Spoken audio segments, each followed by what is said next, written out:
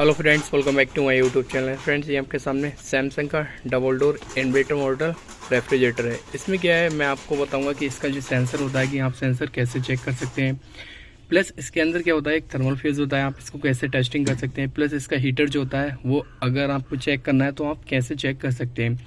कभी कभी ये होता है अगर ख़राब हो जाते हैं तो आप उसको कैसे क्लियर कर सकते हैं कि इसमें क्या फॉल्ट है। और एक चीज़ मैं और आपको बताऊंगा कि इसके क्या होता है, ऊपर जो कूलिंग कॉइल होती है वहाँ पे बहुत ज़्यादा बर्फ़ जमती है, बहुत ज़्यादा बर्फ़ इकट्ठा हो जाती है, उसका भी क्या रीज़न होता है। प्लस अगर डाउन पार्ट में यहाँ पे कूलिंग नहीं होती है तो वहाँ पे क्या फॉल्ट होता है वो भी मैं आपको क्लियर कर दूंगा।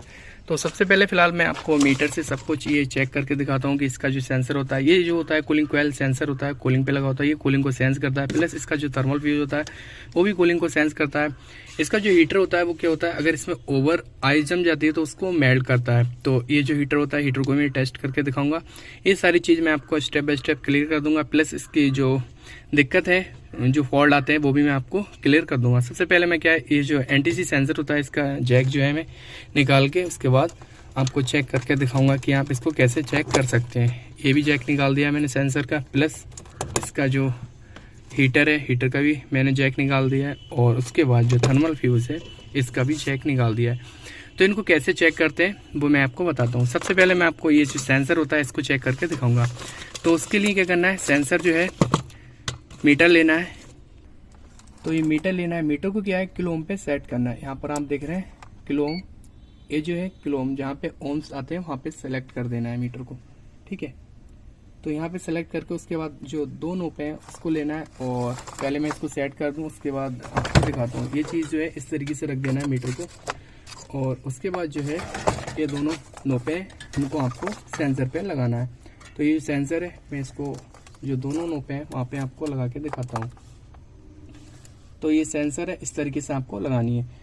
तो यहाँ पे जो आप देख रहे हैं इसकी जो वैल्यू है 4, 5 इस तरीके से यहाँ पर शो होना चाहिए। अगर आपकी 4 या 5 है तो इस कंडीशन में आपका जो सेंसर है वो ओके, कोई दिक्कत नहीं है। अगर यहाँ पर सर्दी होती तो वहाँ पे जो किलो ओम मतलब शो होती है यहाँ पर, तो यहाँ पे 14 या 15 किलो ओम शो होती है सर्दियों में। जैसे कि फॉर एग्जांपल आपने जो सेंसर है, सेंसर आपने आइस में डाल दिया तो वहाँ पे क्या है किलो ओम पे मीटर को सेट करेंगे, जैसे कि अभी क्या है, और उस समय जो इसकी वैल्यू शो होगी, मतलब किलो ओम में जो आप मीटर सेलेक्ट करेंगे तो वहाँ पे अगर सर्दी का है या आइस में आप इस सेंसर को टिप करते हैं तो वहाँ पे 14 या 13 किलो ओम शो होती है यहाँ पर।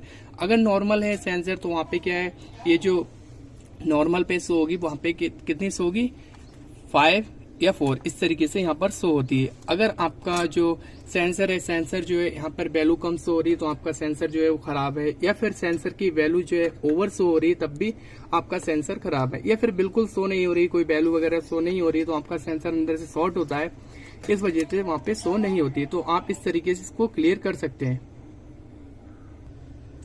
उसके बाद क्या होता है, ये फ्यूज होता है जो थर्मल फ्यूज होता है, इसको हम कैसे चेक कर सकते हैं। प्लस ये जो फ्यूज होता है इसमें कोयल में इस तरीके से अटैच होता है, एक क्लिप होता है, उसके बाद यहाँ पे आप देख रहे हैं ये इस तरीके से इसमें लगा होता है। तो इसका जो जैक होता है वो ये होता है। इसको कैसे चेक करते हैं इसको मैं बता दूं। सबसे पहले आपको मीटर लेना है, मीटर जो है क्वांटिटी की रेंज पे सेट करना है। जहाँ पे अलार्म आता है, जहाँ पे बीप का साउंड आता है उस पे सेलेक्ट कर देना, जो कि क्वांटिटी का अलार्म का साउंड है, यहाँ पर आपको सेलेक्ट कर देना है। उसके बाद मीटर में इस तरीके से रखता हूँ यहाँ पर, और ये दोनों टॉप लेता हूँ, एक इस साइड रखता हूँ और एक जो है इस साइड रखता हूँ। यहाँ पे क्या अलार्म का साउंड आना चाहिए इस तरीके से।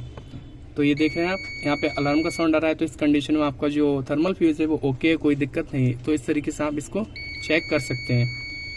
तो अगर वहाँ पे साउंड नहीं होता है या साउंड नहीं आता है तो आपका थर्मल फ्यूज खराब है। तो यहाँ पे क्या कूलिंग को सेंस नहीं कर रहे, इस वजह से यहाँ पर ओवर आइस जमना स्टार्ट हो जाएगी।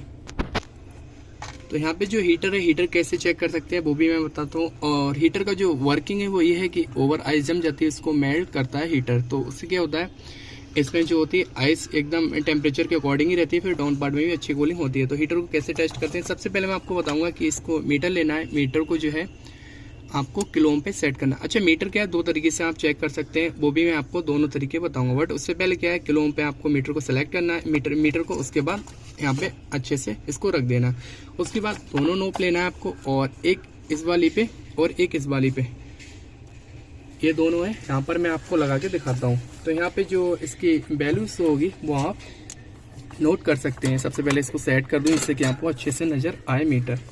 तो यहाँ पे देख रहे हैं आप, इन दोनों पे मैंने लगा दिया है, और उसके बाद जो है इसमें जो वैल्यू शो होगी वो मैं आपको बताता हूँ।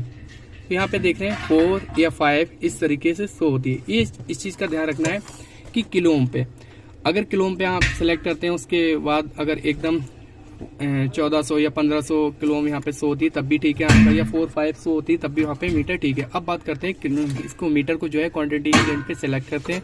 उसके बाद क्या है, यहाँ पे मैं आपको इन दोनों को फिर से हीटर पे ही लगा के दिखाता हूँ कि यहाँ पे आप क्वांटिटी की रेंज पे सेलेक्ट करके मीटर को, उसके बाद यहाँ पर कितनी शो होगी। 300 लगभग 300 से प्लस शो होना चाहिए। तो यहाँ पे देख रहे हैं 395, 394, 392 इस तरीके से यहाँ पे वैल्यू शो हो रही है। तो इस कंडीशन में अगर मीटर यहाँ तक 395 या 392 इस तरीके से शो होता है तो आपका जो मीटर है वो हीटर जो है वो ओके, कोई दिक्कत नहीं है।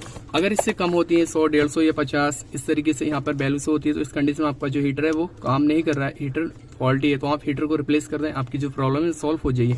एक चीज़ का और ध्यान रखना है कि यहाँ पर जो हीटर यूज़ किया है वो एल्युमिनियम का। इससे पहले मतलब और जो रेफ्रिजरेटर है जो नॉन इन्वर्टर वहाँ पे क्या होता है, शीशे का ग्लास टाइप होता है हीटर, तो वो आप 220 वोल्ट पे डायरेक्ट भी चेक कर सकते हैं, और वो जो होता है शीशे का होता है। तो ये जो है मतलब जो इन्वर्टर मॉडल जितने भी रेफ्रिजरेटर वहाँ पे क्या होता है, ये जो हीटर होता है वो एल्युमिनियम की रॉड जैसी होती है।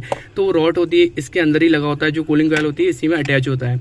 तो इस तरीके से आप हीटर, सेंसर प्लस आपका जो थर्मल फ्यूज इस तरीके से चेक कर सकते हैं। बाकी फ़ैन मोटर जो है आप कैसे चेक कर सकते हैं, कैसे टेस्टिंग कर सकते हैं, उसका मैं लिंक जो है डिस्क्रिप्शन में वीडियो की दे दूंगा, तो आप वहाँ से जाके देख सकते हैं। अब बात करते हैं कि यहाँ पर जो है कूलिंग कॉइल में बहुत ज़्यादा ओवर आइज जमती है तो वहाँ पे क्या क्या फॉल्ट होते हैं। सबसे पहले आपको चेक करना है ये जो एनटीसी सेंसर, जैसे कि मैंने बताया, अगर ये खराब होता है तो वहाँ पे ओवर आइज जमती है, तो उसके कारण क्या होता है, डाउन पार्ट में बिल्कुल कूलिंग नहीं होती है। तो सबसे पहले ये चेक करना है, जैसे कि मैंने आपको बताया उस तरीके से चेक करना है। इसका रीज़न होता है अगर ये खराब होता है यहाँ पे बहुत ज़्यादा ओवर आइज जमेगी और डाउन पार्ट में कूलिंग नहीं होती। अगर आपका थर्मल फ्यूज खराब होता है फिर भी वहाँ पे बहुत ज़्यादा आइज जमेगी और डाउन पार्ट में कूलिंग नहीं होगी। अगर आपका हीटर खराब होता है तब भी वहाँ पे ओवर आइज जमेगी और डाउन पार्ट में बिल्कुल कूलिंग नहीं होगी। तो मैंने जैसे टेस्टिंग बताई उस तरीके से आप टेस्टिंग करेंगे, कोई दिक्कत नहीं आएगी। अब बात करते हैं फ़ैन की। अगर फ़ैन आपका खराब होता है या फ़ैन आपका टच होता है बॉडी से या फ़ैन आपका रुक जाता है, फ़ैन नहीं चलता है, तब भी क्या होता है यहाँ पे ओवर आइज जमेगी, उसके बाद क्या है डाउन पार्ट में बिल्कुल कूलिंग नहीं होगी। तो आप इस तरीके से स्टेप बाय स्टेप चेक कर सकते हैं। तो फ्रेंड्स ये इन्फॉर्मेशन कैसी लगी, अच्छी लगी वीडियो को लाइक कर दो, चैनल पर न्यू विजिट के चैनल को सब्सक्राइब कर दो। Thank you for watching.